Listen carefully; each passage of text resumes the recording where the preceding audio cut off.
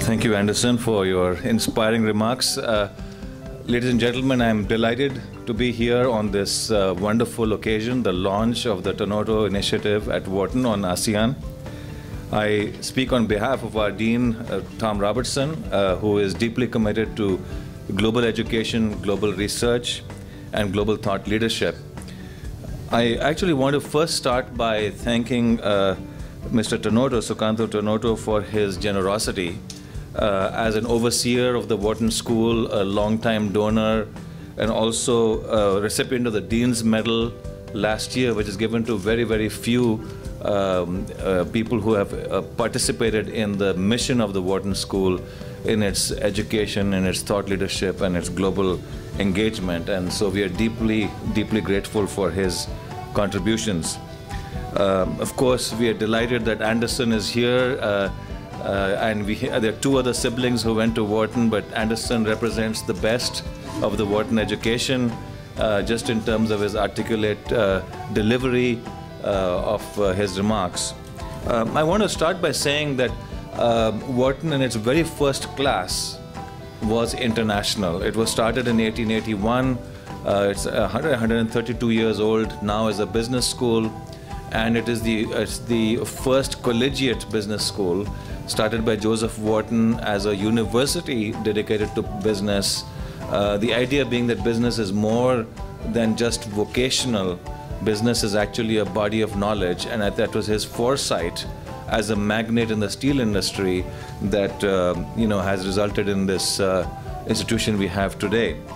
And what has happened since then, the very first class had 5 students, of which one was Japanese.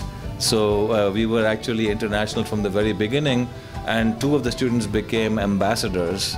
So this was an ongoing kind of global orientation. So the Wharton School is a global business school headquartered currently in the United States, but it has a long reach.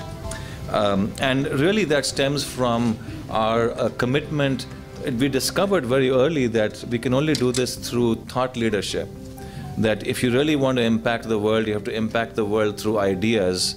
And it is through the ideas that are developed in research and also delivered in teaching that the Wharton School has been able to have its impact on the world. And in fact, there's a great symmetry between the focus of the Tanoto Foundation on poverty alleviation, education, and empowerment, and the Wharton School's commitment to thought leadership. And the Wharton School actually has a program also on social impact today that is trying to address issues of how to change society through more modern business concepts and business ideas. So as Anderson was pointing out, the ASEAN initiative really is about making a connection between the school and fundamentally to train the trainer. That's the idea. So the Wharton Global Faculty Development Program is designed to help professors develop thought leadership in their own areas. And I think this is a way to globalize education, that if people from Indonesia and from the other ASEAN countries can kind of get the most modern techniques on how to advance their thoughts, that this will actually jumpstart, much like the Tanoto Foundation has done in the area of school education, this will jumpstart college education as well. And then the other elements, the Faculty International Seminar, which is in progress as we speak. There are 7 faculty who are visiting on an immersion visit to Indonesia and Singapore.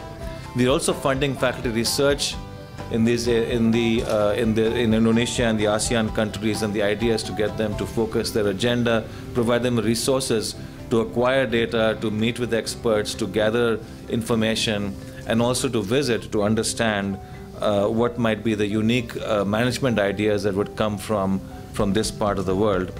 And then we also will be providing fellowships for bright students who would be going to the Wharton School. So if you look at some of our distinguished, I'll just close with just one last thought. If you look at our distinguished graduates, we have, of course, Dr. Bodhiono, the Vice President, who has achieved the highest degree from the Wharton School and is a great leader, and we are very, very proud that he has made such a huge contribution and continues to do so. And then, of course, Dr. Zeti, who is the central bank governor in Malaysia and has been for more than 10 years and apparently is one of the most respected figures in the field worldwide. And then Dr. Farid Haryanto, who was here but had to leave for a meeting, and again one of your recent PhDs at the Wharton School, and many, many graduates, and we hope there will be many more. So let me stop with that. Thank you very much.